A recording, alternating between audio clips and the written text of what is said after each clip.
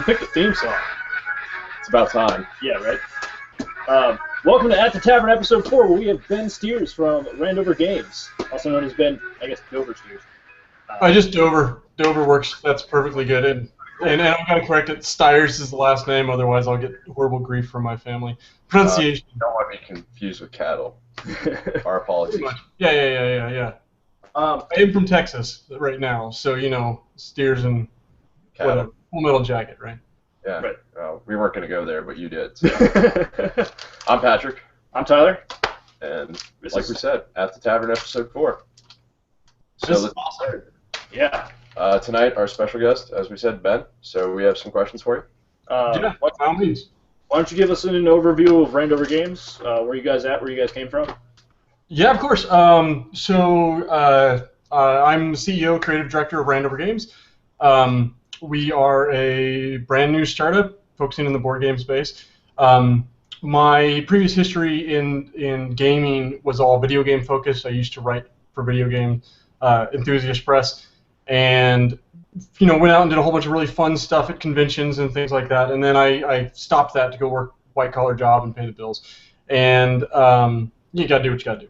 And then my buddy and I were sitting around about 2 years ago, and we decided I was bored of just doing white collar, and I needed to get back into doing something creative. And he said, "Hey, why don't we make a game?" And I said, "Yeah, sure, of course. Why not? Let's make a game. We can do that."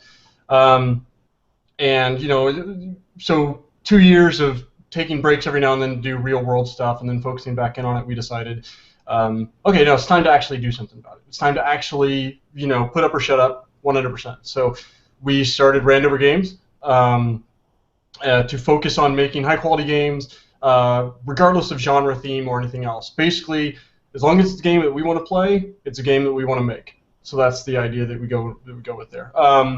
As for me personally, I've been making games I've been making games and add-ons since I was a little kid, starting with D&D 2nd Ed. I was making monsters for Dungeons & Dragons 2nd Edition for my older brother to play with. So I just spent around time doing that. And then I made RPGs and tabletop systems up when I was in my early 20s, and so just making games has been part of my life for just about ever. So right now, I guess I can just keep rolling down the rabbit hole. We've got we started off with one huge project that we're still working on over at Randover Games, and we kind of challenge ourselves every day to come up with a new game idea. 99% of those are garbage, and we just throw them away. But every once in a while, we find one that's good, and we hold on to it. And so we've got this major, huge idea, and then we've got a few little ones that are kind of following along with the pack. So that's what we're Tell us about any of those. Yeah, of course. So the number one product we're working on, the big one is called Proelium. It is a cooperative arena-based combat game. So it's based in card combat. Basically, the way I like to describe it is it's an MMO boss fight in a box. So if you've ever played MMOs before, you know that idea of having a boss that's got some sort of tricks or systems to it. We're not talking about regular tank and spank. We're talking about bosses that have some sort of gimmick. And then you have everyone's got their not necessarily defined roles, but everyone's working together to try to take them out. So what we have, and you can see this over at randovergames.com, little plug, is we have central boss monsters that have their own life in their own sections. So like if there's a dragon, its wings have a certain amount of life, its head has a certain amount of life, its tail has a certain amount of life. And then all the players have their own little decks. Say again? Each thing has a certain amount of damage it can take. Well, right. Every section has a certain amount of damage it can take, and then they all have their own actions that they do. So to use the dragon as an example that we've got up on the website, the wings make it more difficult to hit the head. The head breathes fire.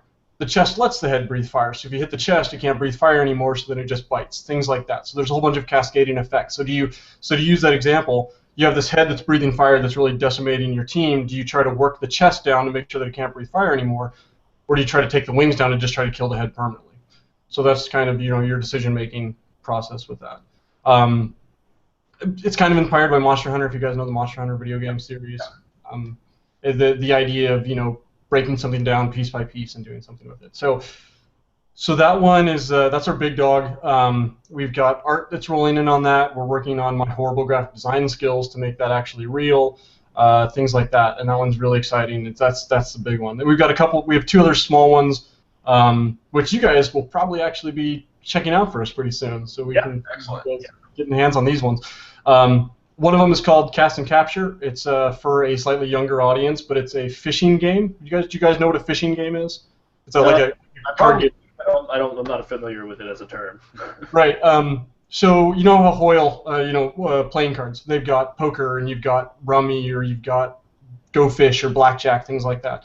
Right. Well, there's another old game of that vein called a fishing game, and we've taken that idea and we've expanded it out into a 2-deck system where there's a whole bunch of monsters on the board, and then players have spells in their hands, and then they have to mix and match their spells to try to capture the monsters that are on the board.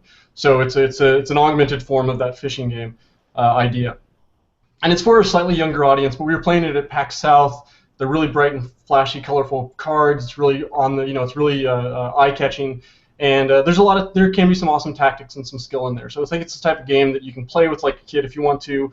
Or if you're really comfortable with the game, it's the type of thing you can pick up and play in 5 minutes and just crack out some, have a good time dueling, or up to 5 people. It's a fun thing. And the other one's a little crazier. The other one you guys are gonna have to get some people together for and have a little bit of fun with. It's called Tainted. It is. Have you guys ever played Bang? Do you know Bang, the card game? There's a card game called Bang. It's a board game. I can't say I have. Okay. Probably a game named Bang, but I don't know the card game. So basically what it is everyone's dealt a roll face down. So no one knows what anyone else is. One person is some sort of a special hunter character, and their goal is to kill off anyone who's tainted. So think like zombie tainted, or parasite tainted, or Invasions of the Body Snatcher, or werewolves, whatever direction you want to go with it. And then one person is that one unique special. And then it's a party game, so it's designed to be played very fast and furious. There are very little rules or anything. Everyone's got a deck of cards in your hand, and when it's your turn, you have to pass a card to someone else. Now, most of these cards are cards that just say do nothing. They don't do anything. They just pass the cards. But other cards will let you kill humans, or will let you kill the tainted. So you have to put these cards down, and then everyone has to, just by watching how you play your cards and then the reaction of the person that gets the card, whether you're a bad guy or not. So it's a whole bunch of psychological kind of twisting and weaving. It goes really fast. Most games won't take you more than 3 or 4 complete rounds to get through before some really gun-crazy person has just killed off everyone else in the group. But the idea is that the tainted person is trying to turn everyone else into whatever they are. Like if they're aliens, they're trying to replace everyone else with aliens. Or kill them. So it's whatever it is just tainted have to be the only ones left standing. The humans are just trying to survive as humans. That's all they got to do is just survive, but it's pretty hard to do.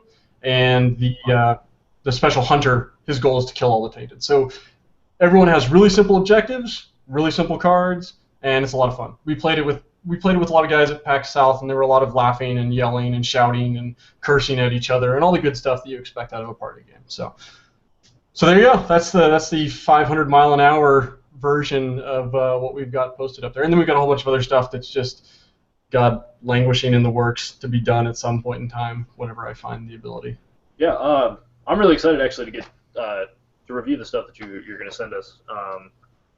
That one especially, actually, because we do know a couple people that probably will be a lot of cursing and funny, maybe even a couple punches. You never know. Yeah. I mean, sometimes it's got to go that way. I mean, we had a guy that we were playing with at PAX South who every single turn, regardless of who he was, would always kill someone with his card.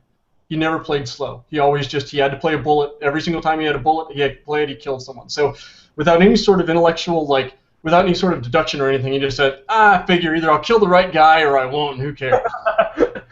So because he just kept killing humans every single time, people started taking him out first because he was making it very easy for the Tainted. Tainted loved that guy. Whoever the weird alien was, or the parasite infected guy, or the zombie or whatever, loved that guy because it's just instantly they knew he had someone on his side because he's picking off all the competition just with crazy Ben. And so I think you'll find a lot of people are going to be butting heads over it, which is the goal. So do you guys does Randover have any plans in the future to go to any more conventions that are coming up that they can catch you at, let you test your games out? Yeah, just about every one that we can hope to make it to. Obviously, if you're in Texas, those ones are a lot easier for us. We are trying to make it to Protospiel, which I don't know if you know what that is. It's a game developer specific conference. It's in Houston. So if you have any other devs that are watching this, or any other designers that are in Texas, try to check out Protospiel. Or if you're in the area, you can make it down. It's in Houston, so it's deep in Texas. But That one's going to be the next one we go to. We have a whole bunch of local Dallas ones, Dallas, DFW area, Denton, Texas, things like that. For big ones, we're going to try to make it to Gen Con this year. And if anyone's watching this, there's a good chance they know what Gen Con is, even if they don't understand anything else, right? Our dev team is going to be, it usually goes to Gen Con every year. Fantastic. Well, that's awesome. So we don't have everything lined out logistically just yet, but hopefully we will soon. And that'll be a big one for us. You need to make it out to Baltimore next year around this time. They have an unpublished, the Unpublished Gaming Network does Unpub at the Baltimore, or they did it at the Baltimore Convention Center this year, and I think in the past years as well. Yeah. I don't know if it'll be there again next year, but if it is, I mean, definitely check it out. I think it's a 2-day thing. It's free games. It's free to get in, and you just test things, give feedback, and it's a lot of fun. Yeah, the Unpub, my Twitter's been exploding with Unpub stuff for the last few days. Daniel Solis, I follow him, and a whole bunch of other indie designers, and every 5 minutes there was another, here's an Unpub picture, here's a game that we were playing, here's another one that's from another person that I've never heard of, and things like that. So I feel like missing out on that one was a big, like, we really should have been there this year, and we definitely plan to be there next year. So yeah, we will be there. We should hook up. Yeah, we'll get tables next to each other. We yell at each other the whole time. We'll take it out to the bar. Yeah. Yeah. We plan on it. One of the big things that we want to do, is, speaking towards that actually, is we've been trying to design some games that are card-based that you can play without needing to take up any space at all. The type of games that you would feel comfortable spending $5-10 on a deck of cards, taking it to a bar, and then if they just get coated in beer and ruined, who cares? Like, it's not a big deal. It's a few bucks.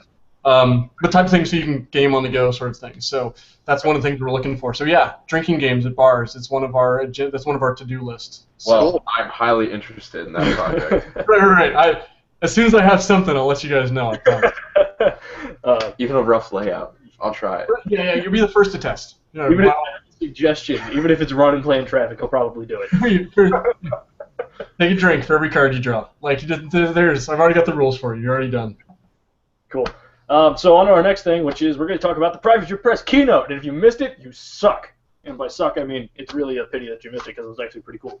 Except for one part. Except for one part. Anyway, I'm really excited. I don't know about you guys, but when they previewed those Colossals, I mean, that was later in the thing. So, but I mean, when they previewed the Colossals, I about crap myself.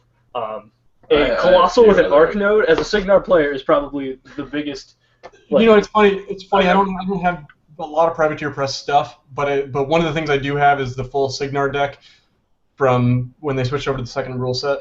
Oh, I know that. It's hiding right around there somewhere, right?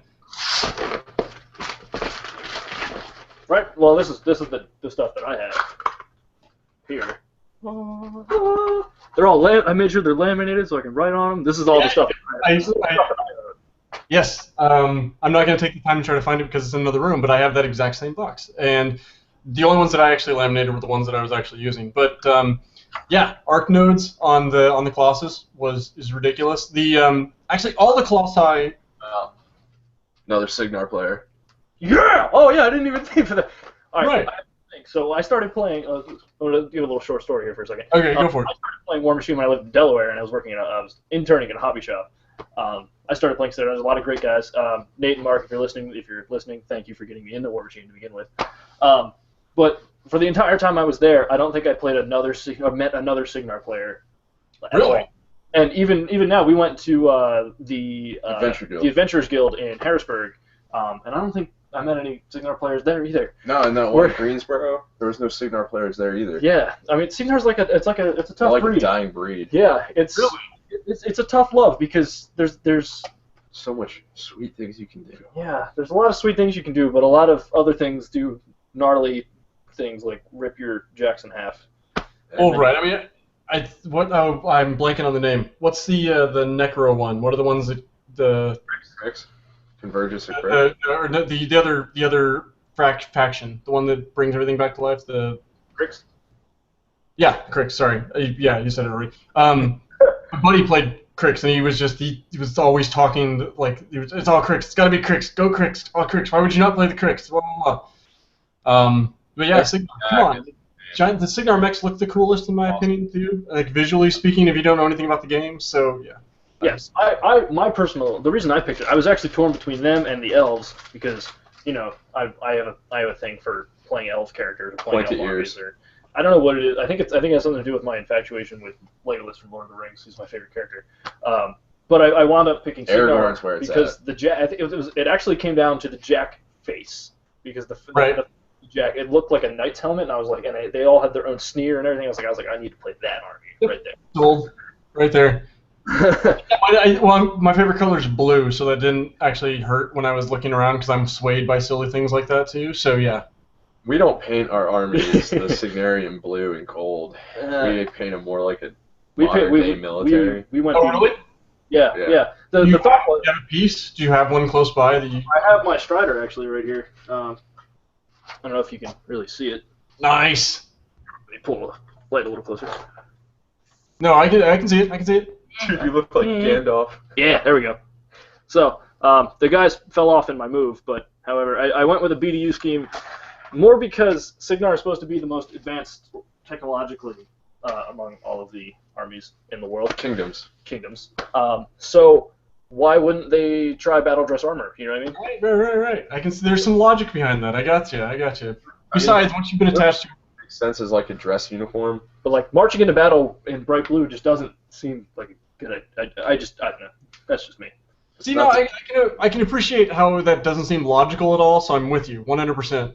That being said, when you're in a multiple-story high, gigantic machine crushing everything in your path, maybe we're not talking an Abrams trying to hide behind like a forest or a thicket of woods or something out here. We're talking about something the size of. I mean, how big are these things, right? I mean, aren't the large jacks like 3 stories, 4 stories, 100? I don't know. I'm off on scale, but they're gigantic. Like are even more gigantic. But yeah, these things are. Right. I mean, like, no one's going to hide the Colossus. That's like the Death Star trying to hide just by sitting on top of the planet, so... I mean, it could go into orbit and act like a moon.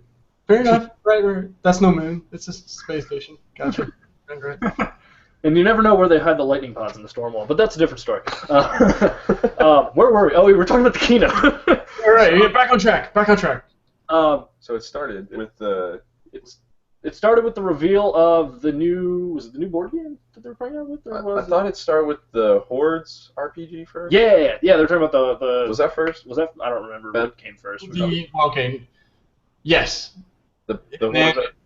Yeah, and then they went into the board game, then they went into Unleashed, which is the... I don't remember which one that is. That is... I think that's an expansion for Iron Kingdom? Yeah. The Iron Kingdom... It's something with Iron Kingdom. I'm blanking now. Unleashed was the one where it was all the people were enjoying how brutal everything was, where they were ripping everyone to shreds and sacrificing body parts. Yeah, I think that's the... That's a new game, isn't it? That's the board game. Yeah, that's the where there's like the crocodile-looking guy walking around and everything. Yeah. I think that's the board game. That's the name of the board game, Unleashed. Yeah. Yeah. And then it went to the new Colossals. Actually, here's a question. If you're viewing this and you know, comment so we know. We'll look it up. Yeah, well, not sure what order it went We'll in. clarify next week when we actually... We're gonna make up our own order. We're gonna attack it in the order we want to. Forget about chronology. Who cares? Yeah. Let's go with the bad first.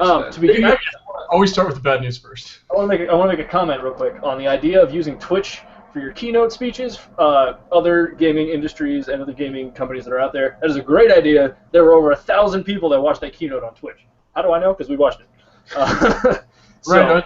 Speaking of the Twitterverse, that was exploding with stuff about the keynote too. There was just funny people encouraging people to get on Twitch and then be part of it and listen in and stuff. So. And I mean, there was a lot of interaction going on. Yeah, a lot of people were talking inside the chat. And Have It To Your Press was responding. It was really cool. Yeah, that's awesome. So keep it up. Your press. Keep your audience involved. That's always been my theory. No. Anyway, on to the board game. Private to Your Press. We still love you. Just not this part of you. This hurt. I don't want to say this hurt me because I think it's a cool idea. However, first of all, there's a little knife sticking out of your back. Okay? To me, this is how it felt. It felt as if they were telling us that the campaigns we were doing or the campaigns they were seeing at different conventions weren't very good. So they put together one, and then they dumbed down the rules, which are actually really simple to read because you can actually read that book all the way through. Play it on a D6. Yeah, it's First not. Of all, it's not very hard. Advanced. I mean, it's fun. I'm not even saying if you're a new person, right. in general, for new people to role-playing games, if you're going to be new to something, it's going to take a bit to learn. Especially, there's a steep learning curve in War Machine and Hordes as a war game, and then now there's kind of I guess there's just a steep curve in RPGs. But that's how it felt. The hang of it. Yeah, but it felt to me that they were telling us that our campaigns weren't very good, so here's ours. Here's a campaign for you to play. Now, I've done a few campaigns, and they've been relatively successful. And we'll be running one in the future, hopefully. So, I don't know. I don't know how I feel about it. I don't know, man. I was kind of disappointed. Like, they're dumbing down the whole Iron Kingdoms RPG just so. I mean, yeah, drawing more people in, and I guess maybe they might shell out the more money to buy the RPG core book, but actually, this does actually bridge to a post that you guys put up. You guys reviewed Dungeons & Dragons 5. Yes. D5, right? And you guys ripped totally on D&D 4 because, not fans of D&D 4. Right?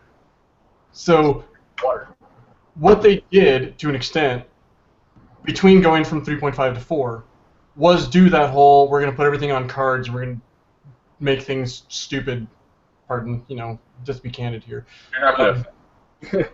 and they lost a lot of what made D&D good, right? Yeah. And now what they're talking about with the board game is doing the same thing to an extent, right? I mean, they're going to take all the stuff that exists, they're going to put it down on a little board, and then everything's going to be card-based, and everything's going to be... So you're getting a lower-end rule set, and they are telling their story. Now, right, there's a market that this is going to talk to, right? But I really don't think it's the guys that want to actually play the real game. It's got to be super small. It's got to be... I don't see the thing when you so when you play a tabletop RPG or any kind of D&D or Pathfinder, any of that, half of the experience is building that character because you read the fluff. I read all of the fluff in the first Iron Kingdoms book, and I started reading the second book. Hold on, let me finish my story. All right. So half of that story is you start to think about this character, who is it going to be? You start to build it, and then you start to. How does he fit into this world? Yeah. Then you find your feats. And then by the time you're done, you know who this character is. It's like your best friend, but except he's just a piece of paper. But and you take it to bed with him and snuggle. Snuggle, put it on your pillow. Sweet dreams, sweetly of it. To each their own. But I understand completely. I don't know how many games I've made characters for that I never played. Like White Wolf games, I had not White Wolf, that's not White Wolf. I had exalted characters, I had mage characters, I had hunter characters, I had werewolf characters. I don't think I ever played any of the games. My buddies and I just wanted to get into the lore and make the characters. We did that for years. So yeah, and now you're talking about, here's a preset list of guys. Become attached to the characters that we're going to make for you. There's maybe a 3-page rule book with a little bit of fluff in it. First of all, the only reason I love my rule books, just because of the fluff. I will read the fluff and not care about anything else. I will read the fluff if it's good. Yeah. Even if I'm not going to play that RPG for a couple of years, I'll go out and buy that book and read it. And then I'll tell you about it, or vice versa, and we both get into it, and then eventually we're just like, all right, let's finally do this. We feel like we're immersed enough in the world and knowledgeable about it that we can create a character we'll really love. So, and I want to comment a little bit on the pieces, actually, because it looked like they're making new pieces just specifically for that game. They were. That bothered me a little bit, simply because they used to have an old Iron Kingdoms models line not too long ago. Oh yeah. Before you can find them on eBay. Yeah, and actually there was a shop that I knew that had some still left over. But what bothers me about that is that part of the fun in Iron Kingdoms is, you buy the piece, you paint it, and everything like that. But why would I want to play somebody else's character? You know what I mean? Like, I didn't name him. I don't know where he came from. The fluff can only tell me so much. Yeah, he's a hardened soldier from Western Amorin who survived some battle. The Privateer Press website and store has the ability to buy single pieces. So, like, if I wanted just pieces for the RPG for characters that I was playing, I could just buy one. I don't have to buy a whole unit of an army I don't ever play. Right. Like sword knights. I think there's a little bit of missed opportunity here, but I think that's something. I think that there's a bridge that they could have done to keep everyone happy and still make the product they wanted to make, because they're filling another product line, right? I mean, you can see from a business perspective what they're trying to do, but what they could have done, which I'm not saying they could still go back and do this, is they sell the board and the cards, they sell the archetype for the game. And then for people that have the game, that they have the real game, they've got real War Machine, they've got all their own armies and everything set up. I like the board, it's not real. But you know what I mean, right? There's a difference between miniatures on a board and miniatures on a miniature field. Like, that's a different equation. But, They are still the same scale. Yeah, everything's the same. yeah, I think they are. Or maybe... I just don't think they're playable on the tabletop. Right. They could put if they supplied everyone with a conversion kit of sorts, where you could make your own character and convert them over into playing in the board game space. And I could understand the board game space as a single unit to sell the casuals, and then bring the big dogs in with their things into that world to do what they want to do with it. But having them separate entities is like, what is that? I hate using the wife and girlfriend analogy because my wife's a gamer, so I don't want to talk down or anything. But from a colloquial standpoint, they're making the significant other game. My significant other, whether it's a guy or girl, regardless, my significant other doesn't play these games. I want them to play these games, so here's a dumb version of the game for you to let them play. And once again, there's a market for that, but I've never enjoyed those games myself because the things that I always want to do, it never lets me do. I'm always constrained by something. So you bring up a good point. You bring up a good point though, because that's almost actually, I don't want to say it's insulting, but I was insulted. I mean, we're it's almost insulting to me, but I see it makes absolute business sense. All that I understand where they're coming from and why they're doing it. The problem is it feels like they're the Dice of Doom doesn't understand. You just got a 1 critical failure. But it feels like they're trying to cater to their audience rather than having their audience meet them halfway. It feels like they're trying to give more rather than having their audience push themselves and try themselves to really learn this new game. And I don't know if that's a comment on audiences that play, or casual audiences or whatever, but I don't know. I think that they have something good, and it could be something. But right now it feels like they're trying to sell me a demo kit that they use in Iron Kingdoms, like expansion pack or something. Yeah, I agree. It feels like that. And Iron Kingdoms is a really easy and fun RPG to get started on if you've never learned an RPG before. I mean, it's just D6 dice. It's not like you're jumping between like a D4, a D6, a D10, and a D20. Or D12. Or D12. Okay. Right. There's when all comes out. Right. Yeah, I agree. But you were saying? Well, no, you guys make a lot of very good points. I think that we can keep going down the same rabbit hole over and over again, but it is kind of a I don't know if it's a missed opportunity in past tense. I think there's still an opportunity there. I think that there's still a chance for them to bridge that gap. Or there's an opportunity for them to come out and just declare straight up, this isn't directly for you. Like if they came out and they just made it bluntly clear that this is going in, like you got your hobby shops where you've got your setups for your miniatures and everything, and then you've got your comic book shops that just have like 5 games there. This is supposed to go in that comic book shop. This is supposed to go to that little 5-game area. If they just came out and said that, I think that you'd lose, you wouldn't be making the comparison anymore, so it might be a little bit easier to understand, or it might be a little easier to accept, I guess I should say. Another thing it could be good for, though, is like little kids. I have 2 kids, and that could be something I could get them started. Yeah. I mean, if I look at it that way, then it makes more sense. Yeah. However, as hardcore gamers like us, it's like, pull the knife out of my back, please, and then thank you. But at least to move on to better news, I mean, they did have the benefit of the Colossus, though. I mean, like they knew how to sell it, right? They've got here goes this stuff. It's like, okay, you guys don't really care about that, but we've got Colossus here too, Colossi.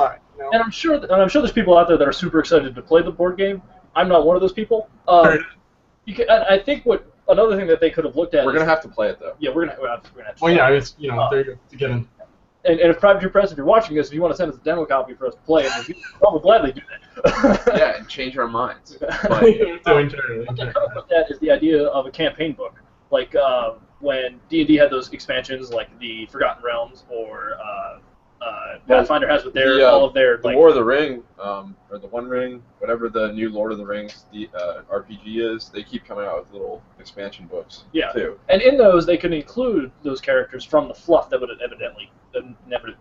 inevitably come from that. Because I learned when I was in that hobby shop, that Pathfinder does almost like an episodic thing, where they have multiple different campaigns running at one time. Oh, really? That you play with your groups. Yeah. Well, right. You know, like sequential modules. You know, they've just got this set up. And yeah. you said Forgotten Realms. It just made me think of something. I mean, Drizzt is the character of Forgotten Realms, right? If they made these characters in their board game into heroes, into people that became iconic to that genre or to that lore, then the board game suddenly becomes more special because now it's not just, you know, their writers came up with filler characters to put in this board game and then they're done with it. If they do something with them, if they make them important, then it adds some gravity to the game. Yeah. My another thing that I feel, at least when I encounter the War Machine University in Immerin or anything like that, it seems to focus more on less on that idea of hero characters. Like your hero characters are your warcasters or your solos or anything like that. So when you introduce a board game full of these new characters, it's almost like an overload. Yeah, I mean, just looking back, think about it, when they release a hero, you're at least getting a hero for each army or a few different armies at once. Yeah. And now you're getting all these influx, and it's like, who the hell are all these people? Sorry for the swearing, but yeah. Yeah. We're a family show. Yeah. I've been watching my language the entire time. I'm normally cursing every other word. I know that one just... It slips. Yeah. I come from a military family. Swearing is like a second We're language Irish, to me. first of all. That too. So, But yeah. So but let's move on. I missed. So here's what happened to me during the Twitch broadcast. I was watching it on my Xbox. Hi, Microsoft. I was watching it on my Xbox and it gave out. So I missed the very end of It just faded out. But there was I think there was a tease at the end. Did I miss? It's more about other colossals for the next. For Hordes, maybe, probably. Yeah. I'm wondering. I'm thinking. I'm still curious as to when they're going to release another Hordes faction because they have five armies. Yeah. 5, I think. 5. I know that War Machine had one more, and then they introduced another War Machine faction. I was anticipating, and a couple friends of mine at the hobby shop in Delaware, especially Paul. Hi, Paul. Sorry, I gotta give shout outs to these people. Hi, know? Jesus. Jesus, how are you? We were actually anticipating a second Hordes army when they were teasing that whole thing before they gave away the Convergence of Cyrus, obviously. Cyrus? Convergence of Cyrus, that was the new. Oh. Yeah. What do I know? But we were anticipating another Hordes army.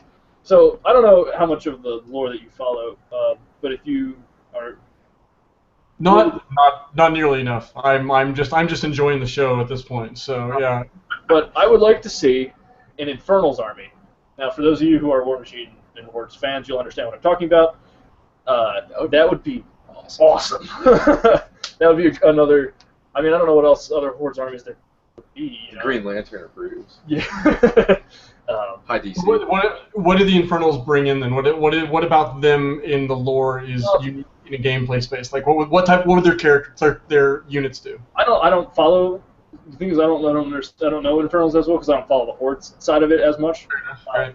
But Infernals, as I understand, are almost demons. They're like from the other world, so they would have like that high range, high magic kind of thing going on. Right.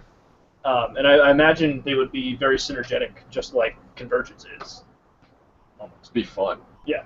It'd just be Either that. way, right? You know. Yeah. Almost. I think they're. You have to be careful with those. You have to be careful with those high synergy armies, though. I mean, you lose that one chain in the middle, and then everything just crumples apart. Water on you, and you're done. Yeah. Pretty much, right? So yeah. Is there anything else we missed from the keynote? The Hordes RPG. Okay. I've been waiting for a Hordes RPG for a while. Yeah, I'm excited to play it. I want to play that really bad. I'm gonna play some Scorn so hard because I was gonna get a Hordes army, but I figured I'd finish getting Signar first. But I must Scorn. go I think on Scorn has in my opinion, hands down the best Horde models right now. that. They are Wow. pretty. They're very intricately done. Oh, is it the visuals of it, or is it about the play mechanics? It has to be for me. Like models wise, they're visually they're stunning. The detail on them is crazy, with the little intricate weaving and gold plating and whatever. And as far as playstyle goes, you paint that, but playstyle goes, all of their casters, or I guess they're warlocks, but all their warlocks play the army differently. You can play the same, but if you put a different warlock in, it almost plays completely differently. Xerxes would be my choice with his double clubs, because he runs up and just smashes you to oblivion. Yeah, I think I've tried. I own a Horde. Once again, I own the deck. I've got the Scorn, actually. I think it's Scorn. Cards, ironically enough. But I only tried playing with them once. So, like, I've got the Horde's book, but I never actually tried playing with it very much. Like, I even went ahead and made a giant table that I keep in the house and whatnot, and I barely ever touch it, so. Yeah, we're bringing the table over to HQ soon, so hopefully we'll have some backup. Once again, as we meet up at Gen Con, I'll have you guys run me through the ropes on some actual battles, so. bring our stuff then. Yeah. I mean, I got enough stuff to throw two armies together.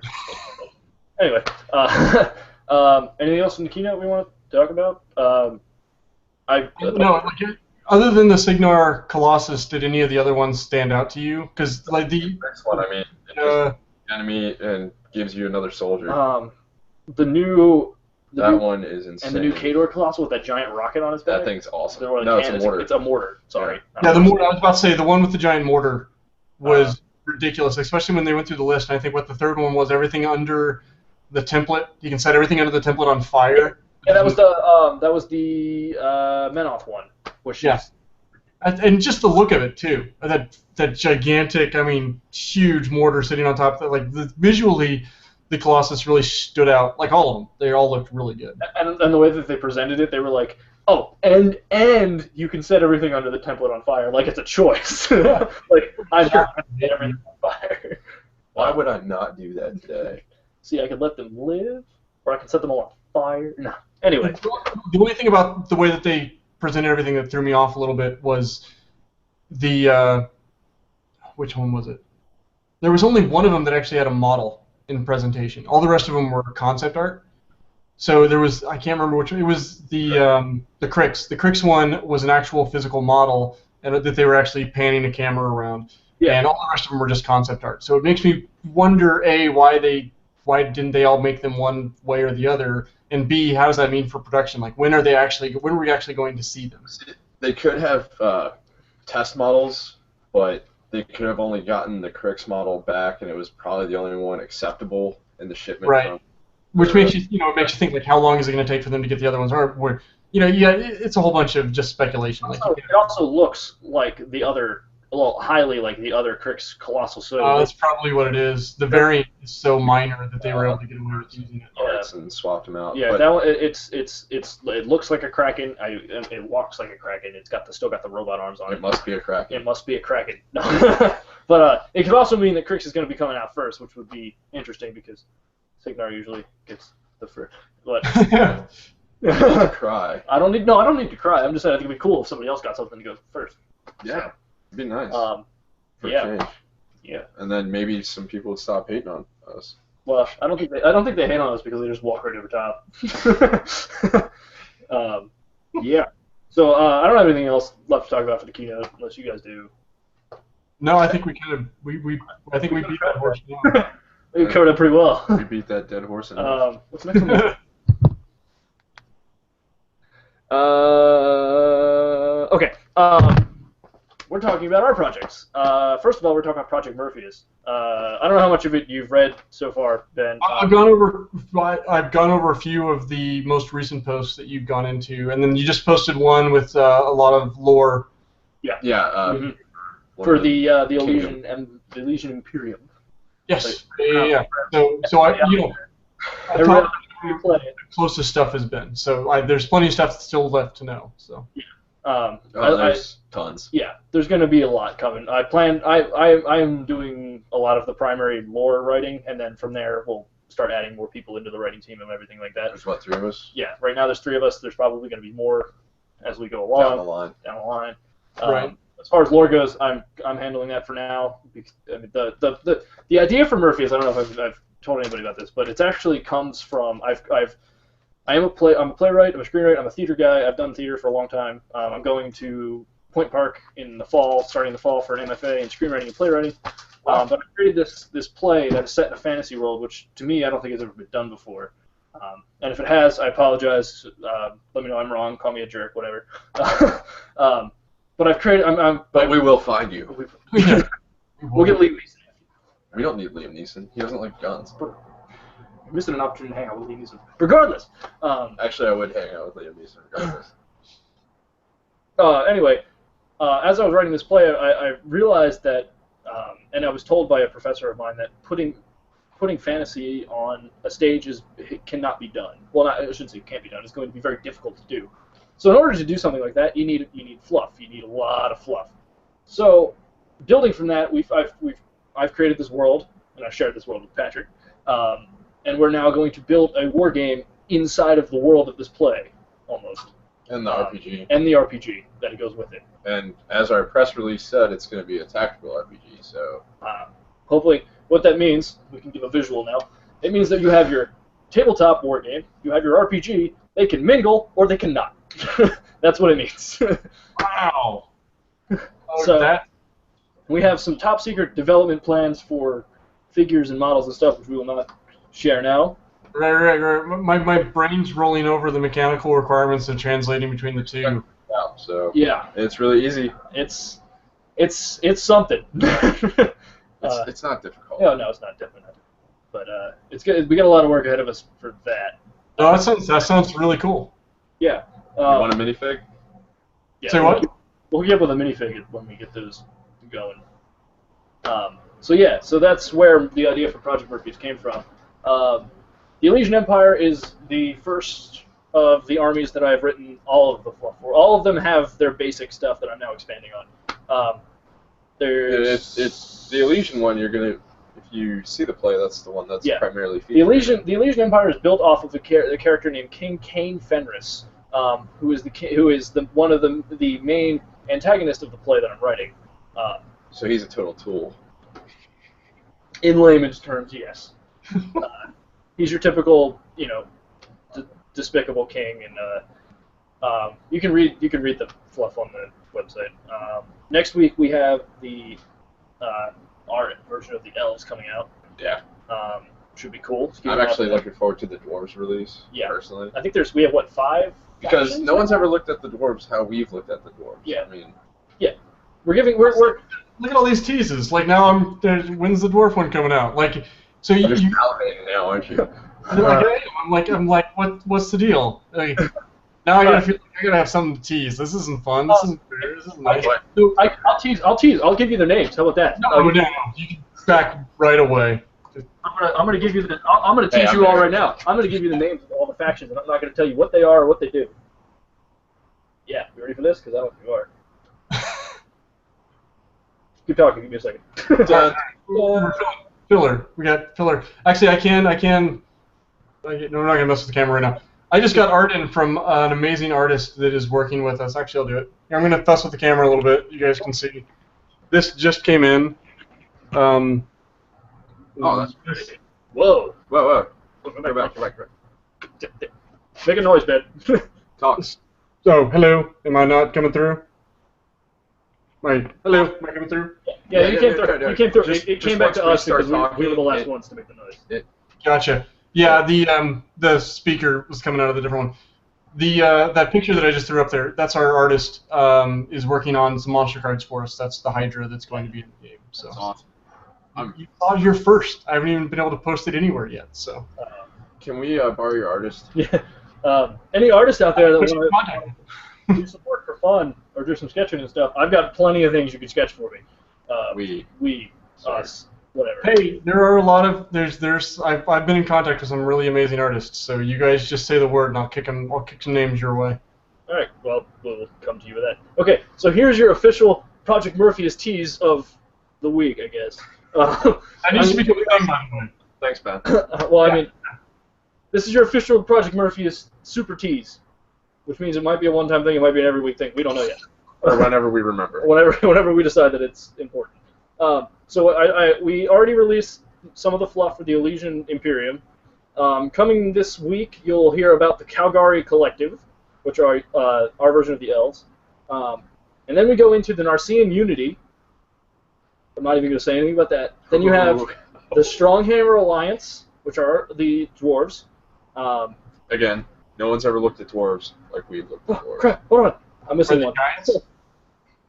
Huh? I said, are they giants? Sorry, I just No. never looked at dwarves quite the same way. So your dwarves are gigantic. They work like dwarves. They talk like dwarves, except they're gigantic. That would be interesting. Hold on, I have to pull up the other document with the name of the last one. I'm checking to see if we have any interactions. Do we? Fair enough. Yeah, Space Tavern Games, or Randover something. Hashtag something. At Randover Games totally works as well. Yeah, you can hit our Twitter, you can hit my Twitter, his Twitter, hit a Twitter. Actually, if my buddy's watching right now, he can just send me a text. I'll read that off. It all works. Well, I'm missing the name. Oh, wait, no, it's right here. Nah, I lied. Look at me, flying all over the place. Here we go. That's the one I was looking for.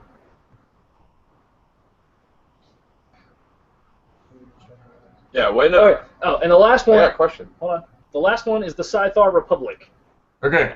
You can find the map on one of the Tumblrs that I posted. You can always just throw Yeah, we'll throw it up in the next update. We'll throw the map, the preliminary map up of the world. of the world. See what I'm doing, fans of Space Tavern? I'm getting them to put more content up on the site for you. You're welcome. Yes. Thank Ben.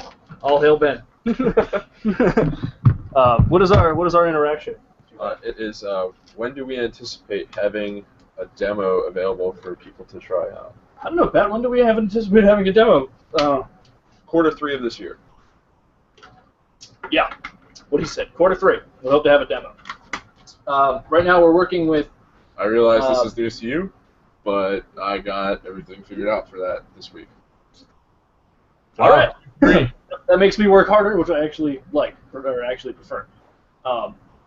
We're working with our dev team right now to work out our core mechanic, and then once we go there, it kind of just falls into place. Yeah. Everything. Yeah, I mean, units and stuff like that. We're still playing with the idea on whether we want to have a full dice, like a full set of dice you would buy, like a Chessex set, or right. In my opinion, Q Workshop's better. That's just my opinion. Q Workshop. Their dice are awesome. If you haven't checked out my review, I put up some of the stuff that I have. I forgot the bag of dice for this week. Sorry, Q Workshop. If you send us dice, we'll put them up on the air. We'll put them in a case and hang it on the wall. Yeah, when we get a better camera, we'll. This, by the way, is our warehouse. Yeah, this is welcome to STG headquarters. If you could. This is it. As you can see, I'm moving in still, so that's most of my junk. But yeah, so keep an eye out. I'm gonna release some more fluff about where armies are gonna be for right now, and it's not gonna be like we release the game and then that's it. I plan to keep constantly updating. It's going to be storyline for a long, long time. Similar to how comic books structure. They have multiple storylines, and then they have the big events that really tie everything together, destroy some old, that kind of stuff. So I plan to keep it rolling. I don't want to. I don't think we should just destroy the old stories. Well, we should keep them. You know what I mean? We shouldn't. You know what I mean? They're like the big event. You know what I mean, right? Jeez. So that's what we have as far as that goes. In the coming weeks, we also have some reviews from our open call, which is still. That's always going open. on. Yeah, I mean, anyone else needs their stuff tested, just hit us up, info@taverngames.com. Trust me, I absolutely plan to kick that out as much as possible. I've got a lot of indie developers. That's a big thing. Once again, I learned another thing at PAX South just a couple weeks ago, is getting the eyes out there so that people are seeing your stuff. Getting people to review your stuff and let you know what they think of it is more important than almost anything else when it comes down to actually trying to make a game in any sort of public fashion. Oh, say again? Sorry, Ben, didn't mean to cut you off. But, Ben, fact here, Ben was from our open call, and, I mean... Look where he is now. Yeah. I mean, we might have you come on the podcast and we review your stuff if you'd like to. You can always just hang out, just kind of... Do whatever. It's easier. We're a little slow on starting the open call, but that's because up until yesterday I was living in Baltimore. Now I'm here. so it's easier for us to do the stuff. reviews together and really sit down and really work through them. And this week's review will be on Dust Tactics. Yes. Is that it? Yeah, Dust Tactics, written by our other game dev, who is not currently here. Loser. That's fantastic. He works. Not the part necessarily, but you know the you're actually getting a review up and it's from someone that you know and work with, and that's the cool part. Like some of the most important relationships that I'm fostering over Twitter and things like that are prospective reviewers for the future, and that's something that you guys are going to be able to provide to a lot of indie devs, and that's really sweet. So yeah. It's like, as we were talking before we went live, we like to treat the community, the gaming community as a whole, video games, board games, whatever. We're a community, you know. We treat each other like family. We might make backhanded comments every once in a while. But, you know, who doesn't?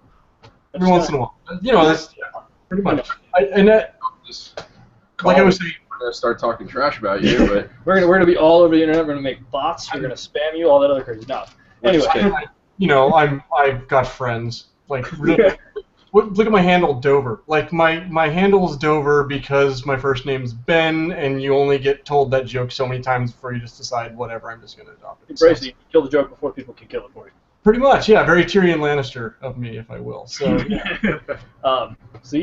So if you have things you want us to review, or if you want to come on and talk about a project you're working on. Yeah, I mean, we don't even necessarily have to review it. You can just come on and talk to us about it. The whole point of At The Tavern is just kind of update what we're doing, and if other people want to update what they're doing, you're more than welcome to talk to us. Hit us up. I'll be here bothering you anytime you guys want me to come along. I'll bug you there. I mean, if you want to come on. If you want to come on once a month, that's great. Yeah. We'll set that up. Whenever you got something better, right? Yeah. Well, that's stuff for off air. Just that's all. You want to talk to us? Hit us up. info@spacetaverngames.com is our email, or you can use spacetgames@gmail.com. That one goes directly to my phone, so I'll see that one. Spacetaverngames.com. Use one of our social media outlets. You know, whatever you want to do. Yeah, whatever. Follow us on Twitter. Follow Ben. Definitely follow Ben. At Randover Games. Yep, you can follow me on Twitter at Randover Games, randovergames.com. You can send me an email, dover@randovergames.com. It's pretty much all the same everywhere. Facebook, randovergames.com. It's all the same. So we are actually in the process, just as another tease for everybody out there. When in the future coming up, we'll be doing a Kickstarter to kind of get ourselves, you know, rolling here, because we need some stuff. Yes, trust me, I understand that idea. We plan on sometime over the course of 2015, we may have at least 3 different Kickstarters running, hopefully. So yes, I understand. You get my money. Stock. But you were talking. You and I had talked about, Ben, the idea of social media reviews. If you want to touch on that a little bit, talk about maybe give people an idea for what a successful Kickstarter may take.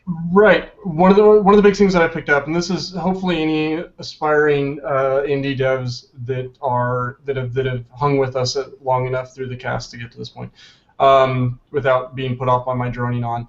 One of the big things that I learned at PAX South was the idea that this was actually said by the creator of Goblin Breakfast, which was one of the indie showcase games there. I've forgotten his name, I really apologize, but you guys can find Goblin Breakfast, I'm sure. Yeah, it's all over Twitter.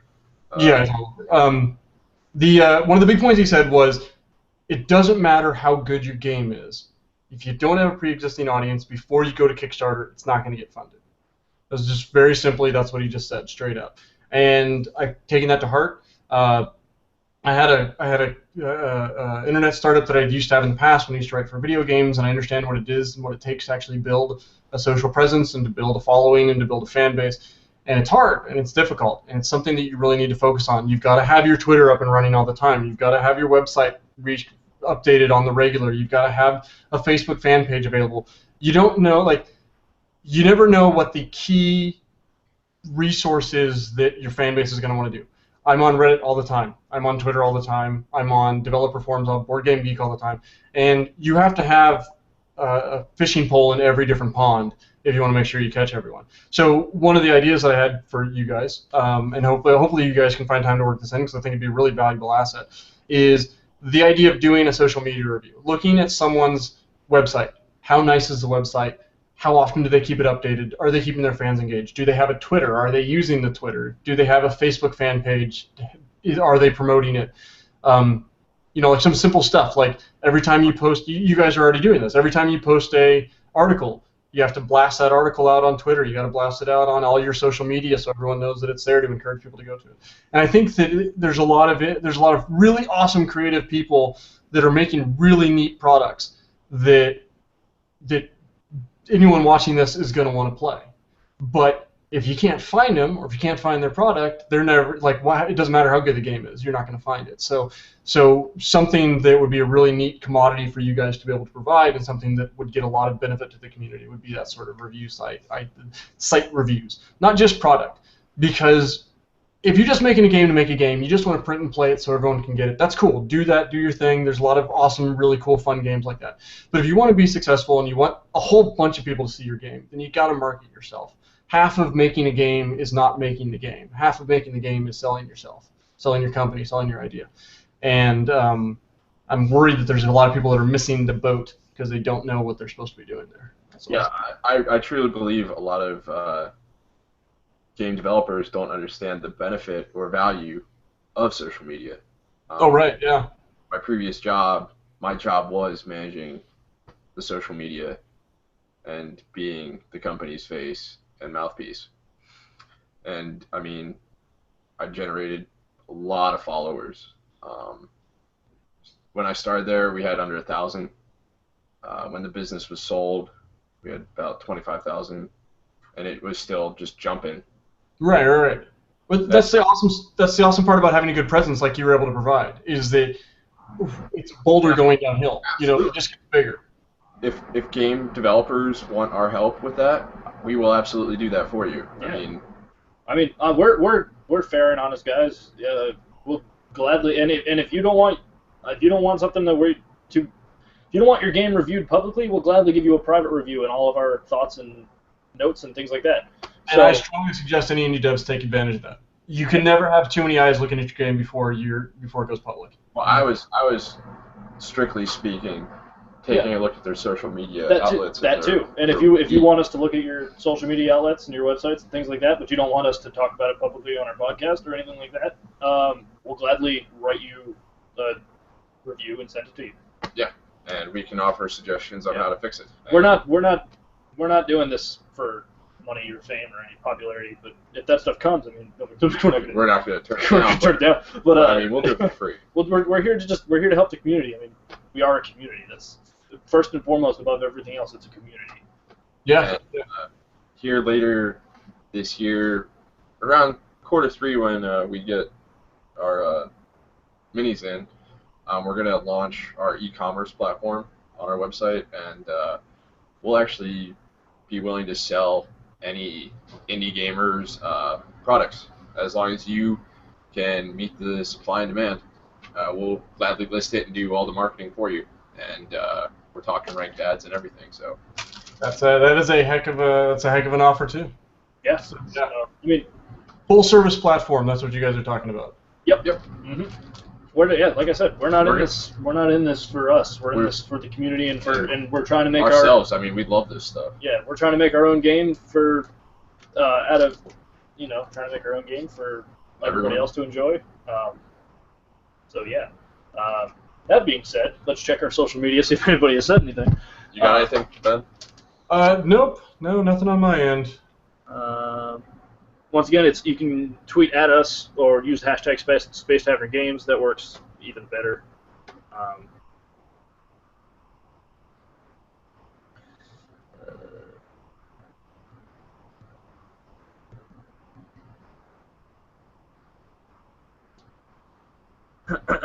This is always the one part of where we take like 3 minutes to check everything because It's all good. There's too many ways to contact everyone these days. Well, I mean, if you don't have these too many ways, then you're going to miss out on the way, and there goes some people you might have been able to have following you. Well, I don't have anything. However, Ben, since you're in Texas, if you get the chance to go to New Mexico and go to Roswell, check out the Pecos League, which is where this hat comes from, and the Roswell Invaders. Because that's if you like baseball. If you like baseball, that is. You should like baseball. Everyone should like baseball. They're independent. They're an independent professional not baseball basketball. league. There was a documentary on them and everything. But Wow, fair enough. Independent professional baseball team. I had no idea that even existed. you're a professional baseball player, except you get paid a hot dog and a handshake every game, I guess. It's one of my favorite expressions.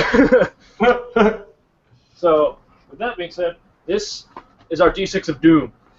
We just found it today. We don't know what we're going to use it for. Keep an eye out for the D6 of Doom. We already rolled a critical failure. We already rolled. So, yeah. That was 1 in 6 chance. Failure's going to happen about 17% of the time. So. I don't have anything else. Ben, you got anything, man? Other than show my support for my various sports teams. You're just going through storage items now. Penn State. Penn State. Green Whatever. Lantern. You gotta point out the shirt too. For Gatorade. my Gatorade. How many? my Albright friends writing Royals hockey. I could go on. I've got a lizard in a cage back there. That's about all I've got. She just beat us. No matter what we that throw. blue blazer hanging up already beat us.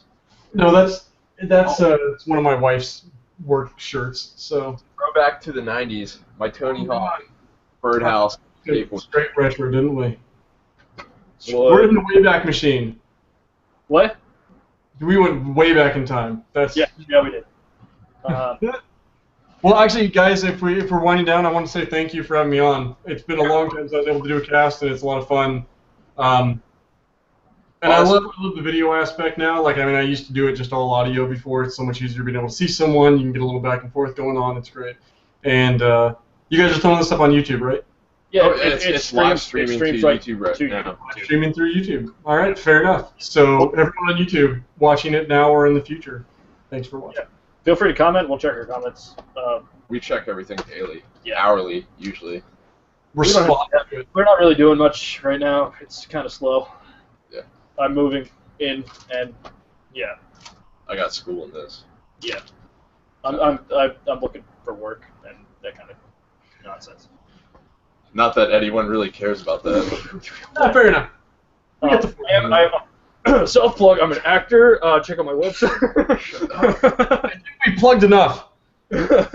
Frank. But yeah. Ben, it was a great it's time having you here. This has been the most fun I've had on our podcast since we started. We've been flying through this thing. It's already midnight here. Yep. So. Yep. 11 o'clock in Texas, and I'm already late for work. It feels like sleep comes early. But yeah. Once again, thanks for having me on. I'll bug you guys anytime you want, and I'm excited to see what you guys have to offer. And thank you for checking out what I have to offer and bringing me on. It's cool. All right, man. Well, we're gonna stop the broadcast.